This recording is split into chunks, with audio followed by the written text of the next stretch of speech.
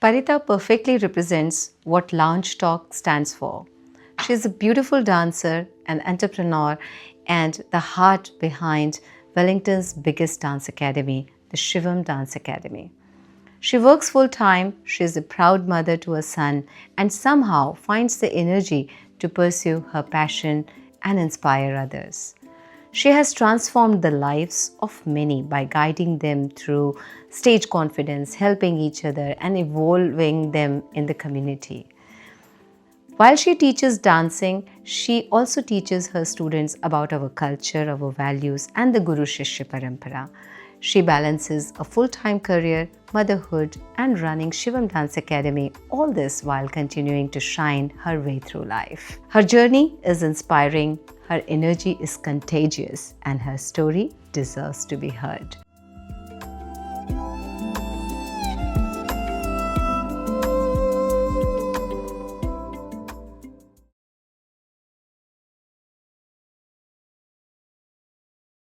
Welcome to the Lounge Talk, Parita. Thank you so much for having me, Vanna. This is really exciting. Before we jump into the real conversation, we would like to know who Parita is when nobody is watching, when you are not a professional, when you are not a mother, when you are not a dancer. Who is Parita? That's an interesting one, Vanna. When I'm not wearing my mom dance teacher or working professional hats, I'm an adrenaline seeker with a mischievous streak. I love the thrill of trying something new, pushing my limits, and saying yes to any opportunities that come my way. I know that mischievous side of you, and I have seen you being so much fun when it comes to the social gatherings. However, when it comes to work, you're very focused, and we will talk more about that.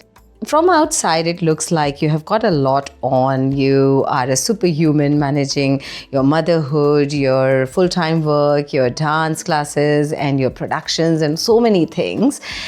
Tell me, how is a normal day look like for you? So it's just like a regular day. I do pickups, drop-offs, after-school activities. I run classes 4 times a week on Mondays, Wednesdays, Thursdays, and a full day on Saturday. And I try to squeeze in a little bit of social life wherever possible I can.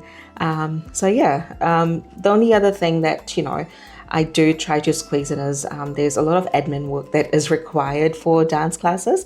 It's not just turning up into a class and teaching, but there's quite a bit when it comes to performances or productions. There's quite a bit of admin that goes behind the scenes. So that's what I try and manage after my son goes to bed and, just on the couch trying to watch something and on my laptop trying to get on top of my admin work. Since you talked about your sons, it brings me to another question. As a child, have you ever thought that you are going to be running a dance school or in such a capacity like 150 students and, of all ages, then running shows every year? So growing up, I always looked up onto my mum. My mum runs a dance school in Kenya. So obviously my biggest inspiration is my mom, and that's who I've learned everything from. Growing up, I didn't take dance that seriously because it was my mom's dance school and, it was just right there for me. So I never took it seriously. For me, going to my mom's dance classes was to basically get a play date with my friends, because my friends would all come to the dance classes. When I was very little. As I grew older, in my teens, I started really loving dancing, and I started getting more and more involved with the dance school, with choreographies, with helping her with her productions, and that's where I found the love of creating something new and teaching and working around the production side of things. So after finishing my schooling in Kenya, I moved to India, and unfortunately I couldn't continue my dance passion in Mumbai.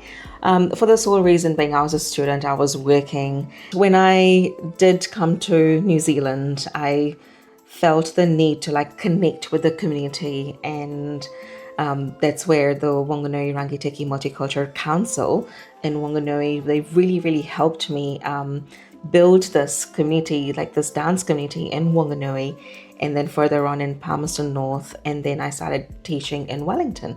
So I used to travel to Wellington every weekend. So the need to connect with people was the driver behind the passion for running the dance school. For a couple of years? Yeah, I actually did it for 4 years. So Wow. it did take a big toll, and I have no idea how I did it. But yeah, it was a very interesting time, and it was a very fun time when I used to do that. I used to teach in Wanganui, Palmy, and Wellington at the same time as my full-time job. And yeah, so it was a lot of fun. It was definitely a lot of fun. Yeah, but that shows your passion. I just want to say one thing about your mom. I've attended a few workshops with her, and she is definitely an inspiration to a lot of people. She definitely is. And she's just such a go-getter and always willing to try something. And she's so much fun. She's so warm when she meets. She's amazing. Yeah, very blessed. In your dance school, you do teach Bollywood, you do teach Kathak, and I know that you have taught Bharatnatyam back in the days. So is there something different that you try to do? Because for me, I personally feel that, with the classical dancing, with the traditional dancing, you need a lot of discipline. How your style of teaching different that kids stay connected and they feel encouraged? I think I learned this very earlier on in my teaching days in Wanganui. There was a lot of educating around the Indian culture itself and making it a little bit fun for them. And I did have a lot of Kiwi kids, and they would not understand the reason behind certain mudras, or like, why did we have to squat all the time, or why did we have to have certain postures while, learning a classical dance form. So just a lot of storytelling. But I feel that with classical dancing, one of the key things is finding that connection. Once you've got that connection, then the most monotonous, the basics, like, where we're just doing tata tata, or we're just doing the adabus, or anything of that, the basic training that is required, that becomes interesting.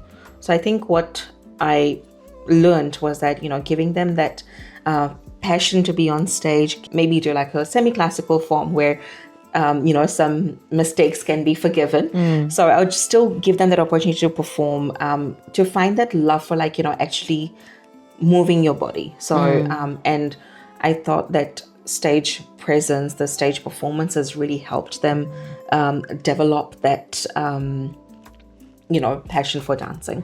Normally, I have seen that, it takes good 2 to 3 years of practice before you go onto the stage. When the interest comes from within, then everything just flows through. Yeah, exactly. I think as a dance teacher, it is very important for us to just create that connection between the art form and the student. And then once they find that love for dancing, that's 80% of our job done. Yeah. So my daughter is 13 years old, difficult age. However, there's one question that came to my mind, which is about the reel culture, about the short-term content that's floating everywhere.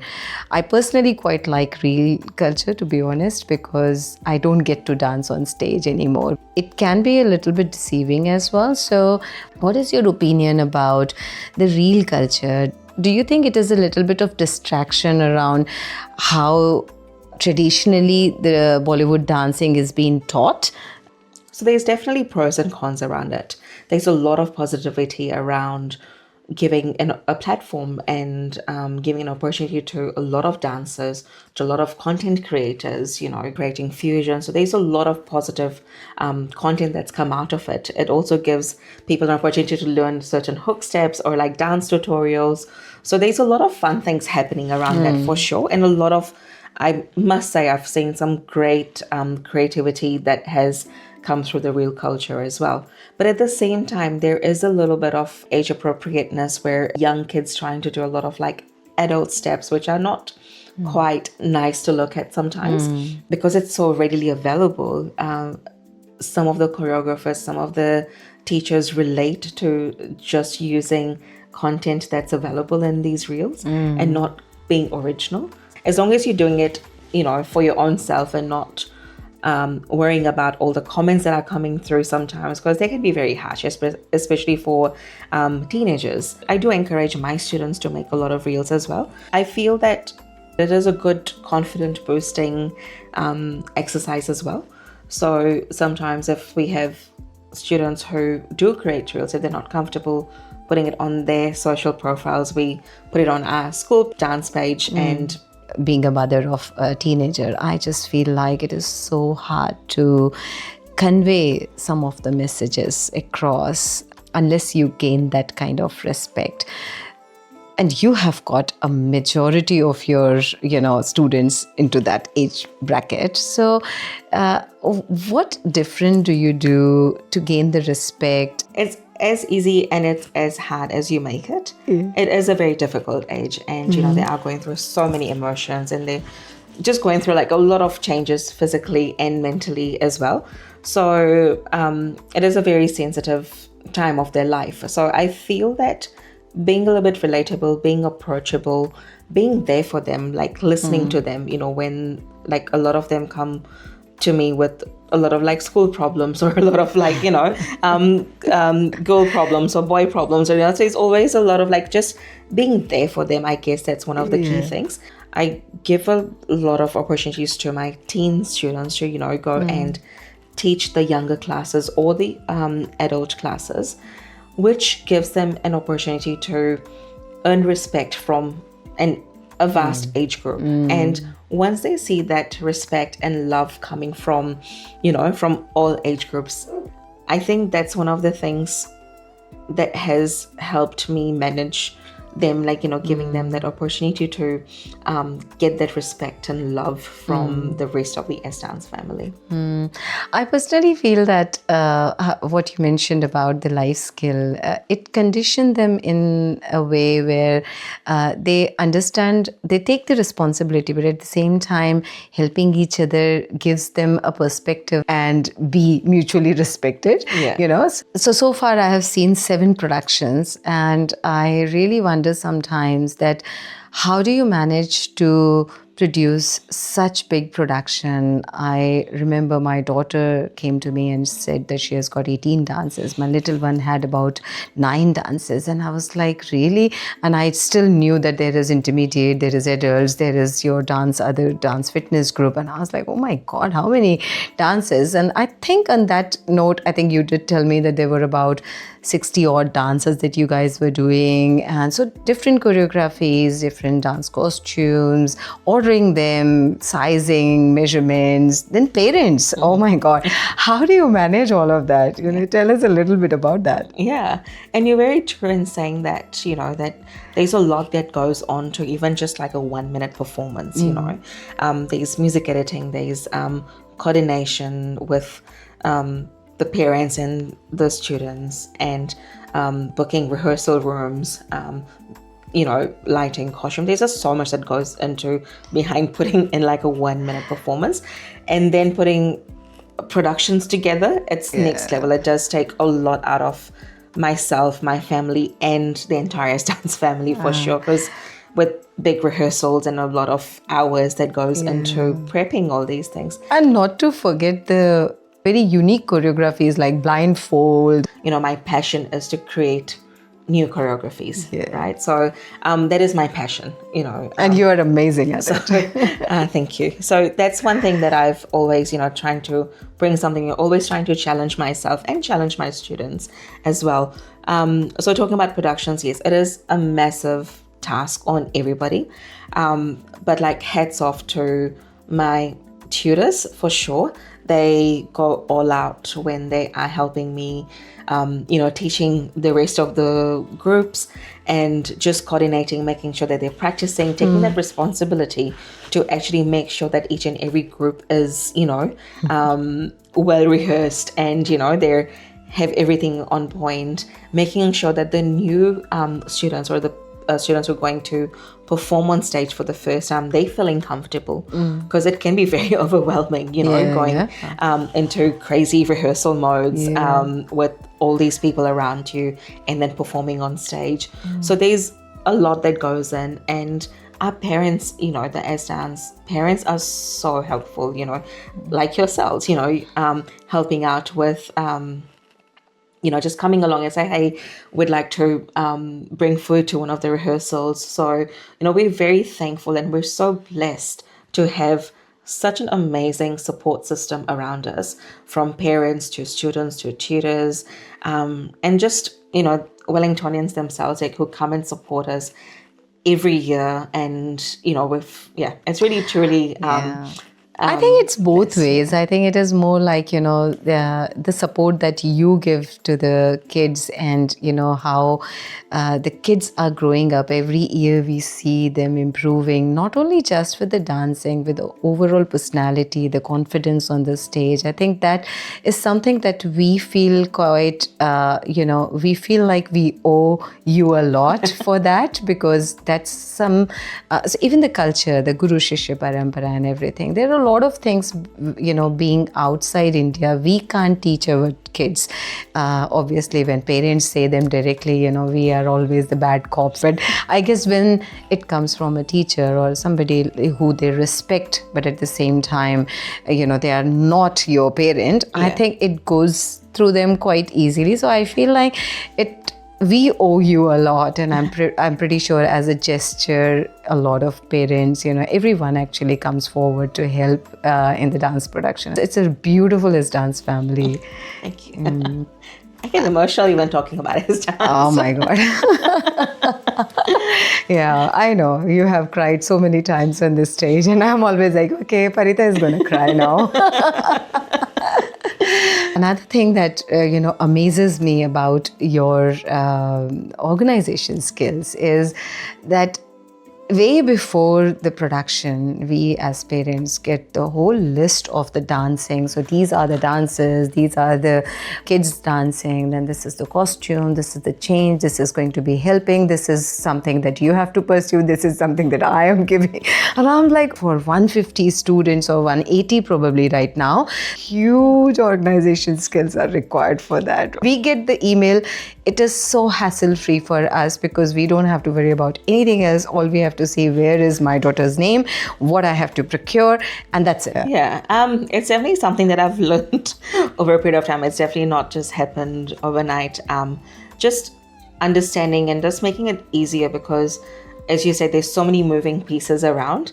So just to try and keeping it as simplified as possible. Yeah. Not only for students who have been performing with us for quite a long time and they're in multiple dances. I've got students who do Kathak and Bollywood and help teach as well. So they have to not only worry about their own dances, their own costumes, but also the classes that they're teaching as well. Yeah. So they have to worry about all that stuff. So I think just making it really simple for new students as well, I guess it's very important. Admin work, it's definitely something that I've learned over time. I have developed that, with the help of a lot of people around me as well. And how do you keep yourself motivated during that stressful time? I have seen you stressed out during that time, and anyone would. Even at the regular classes, I have seen that, you are a social person. Like Garba, we always finish at like 3 o'clock, 4 o'clock in the morning. And then I will ask you that, Parita, is there a class tomorrow? And you would always say that yes. And all I wanted to hear is that please say no so I can sleep in. But no, I have to get up. I have to get my kids ready and drop them off at the class.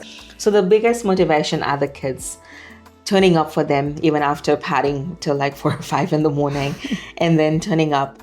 And when you see their progression, when you see, what they have achieved over time, when you see that not only with dance, but as the whole personality that the dance school has helped them develop, not only through their dancing, but also they've gone and achieved at school as well. They've used these skills at school and transferred these skills to their day-to-day learnings and presenting themselves very well in school. I guess these are the things that really motivate me. Even with choreographies and stuff, I try and choreograph a lot of things in class with my kids' energy coming back to me, because I think that's very important. The connection is very important.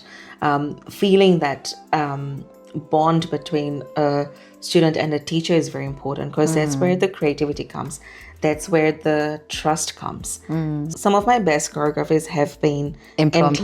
in Okay. class, because you just feel it, you feel the music, you feel the energy from the kids, from the students. I feel that it's very important, because no matter how much you have, well, first of all, I've got a very bad memory, so no matter how much I've prepped in at home before going to a class, enter the classroom and I'm Forget like, everything. what song am I doing again? Like, there's literally been times where I like look at the students really blank and I'm like, what song are we doing again? And so there has been times I feel that, so some of the best ideas do come from, I think, working collectively, putting all our energies together. I think that's where magic forms. Yeah. Absolutely. So community doesn't happen by accident. And I have seen that not only the kids, the adults, a lot of people come to the dance studio, not just for the dancing. They have got so many other things. It's more than a dance for them. As a founder of Shivam Dance Academy, how do you make sure that the sense of safety, the sense of belonging is still there? So a sense of belonging is one of the very core values of S Dance. And from the very earlier on, when I came to Wanganui, I did want to connect with people. And that was one of the core reasons for starting S Dance, actually, as well. So I could connect with, similar like-minded people from the community. And being inclusive, whether it's your skill level, whether it's your age, whether it's your size, no matter what, everybody is included. Everybody gets to perform on stage. Everybody is included in everything. We've actually got a lot of new immigrants that come to the dance classes, and for the sole reason to be connected, to make new friends. And we've been so blessed that we've had so many relationships that have come out of S Dance, so many business deals that have come out of S Dance, and the credit goes to everybody that's part of S Dance, because all the students, they're so welcoming. They help each other out. That's good. They go on holidays together. There's so much that happens within the new friendships that they have formed. So I feel that's very special. And then the credit definitely goes to each and every student for being so loving and welcoming to everybody, anyone new that comes along. And if someone wants to take dance as their profession, definitely, it's a great career to have. You might not make as much money in dance, but there's so many opportunities, especially as we talked earlier around so many platforms now that you can actually monetize your dance career as well. There's a lot of opportunities, like I mentioned earlier, so keep at it for sure. That's a great advice for anyone who wants to pursue dance as their profession. Thank you for sharing everything so openly. But before we wrap up, we have got a rapid fire round. Oh, I love rapid fire rounds. Just casual questions, whatever comes to your mind. Yeah? Sure. Okay. Let's get into it. Ready? Yes, let's go for it. Awesome. Bollywood or classical? Classical. Morning practice or a late night rehearsal? Definitely late night rehearsals with a lot of snacks and a lot of cup shop. Chai or coffee? I think chai, because I normally don't get to make chai that often, like during the week. So in the weekends, it's always chai time for me. And that's very special. Strict teacher or a friendly mentor? A friendly mentor for sure. Stage performance or teaching in studio? Teaching in studio and preparing them for the stage performance. So yeah. A Kathak mudra or a Bollywood hook step? I think incorporating a Kathak mudra into a Bollywood hook step would be quite cool. A favorite Bollywood song to teach the beginners? Something that is easy to translate. Kala Chashma or Morni Banke or Blue Hai Pani Pani. They're like all-time favorites with a decent meaning and some good beats. Most challenging role, a dancer, teacher or a mother? Definitely mother. 100%. Reels or stage performance? Definitely stage performance. Music that lifts your mood instantly? It has to be Sufi. Sufi is my all-time favorite. Discipline or creativity, what matters more? With discipline, once you have that structure, creativity will follow. Most common mistake new students make? I think relying on videos too soon. Harder to teach, kids or adults? Ooh, I think they both equally hard. With kids, it's easier to mold, whereas it's really hard for them to focus. Whereas with adults, it's hard to teach them a particular style if they're used to doing something differently. Unlearn but at the and same then time, to unlearn. But at the same time, they've got the understanding and they've got, an apt of learning things a little bit more quicker, and they've got the attention. Classical dance is traditional or timeless? It's definitely timeless. One word that your students describe you as? Their second mother. And I love it. I love it when they come to me with anything and everything. You're Jagat Pari Didi, isn't it? One word that your husband describes you in relation to the dance? Passionate is definitely one word that he'd say, but also coming up with some crazy, chaotic ideas as well. One word that defines your academy culture? Definitely respect. One myth about Bollywood dance that you would like to break? I feel like there's no style as such as Bollywood dance style. So it's just incorporating a lot of different dance styles to like Indian dance styles, like Indian folk, Indian classical, incorporating more folk, more classical, more Indian culture into our dancing, into Bollywood dancing. Originality, would be quite good. Yes. So if not a dancer, what career would you have chosen? Ooh, so as a child, I used to love reading Nancy Drew books, and I think becoming maybe a detective? I don't know. Favorite excuse students make to miss the class? I'm sick, but that is like 2 minutes before the dance class. The first song you performed on the stage? It was a Gujarati song, and it was all about Radha and Krishna, and it was called Lad Ladao. So it was a very cute little Radha Krishna song, just talking about, it was during Janmashtami and just talking about, how Krishna was born. One quality that every dancer must have? I think it's discipline and being original, being true to yourself. Solo or group performance? Ooh, maybe solo when I'm dancing, because I can never remember any of my steps or choreos. Group performance for sure when I'm choreographing, because it's just so much fun. You can do heaps of formations. And the last one habit that keeps you grounded? I think it's not a habit, but it's the people around me that keep me grounded. So that's us. Thank you, Parita, for sharing everything so openly, your journey with us. It was really motivating.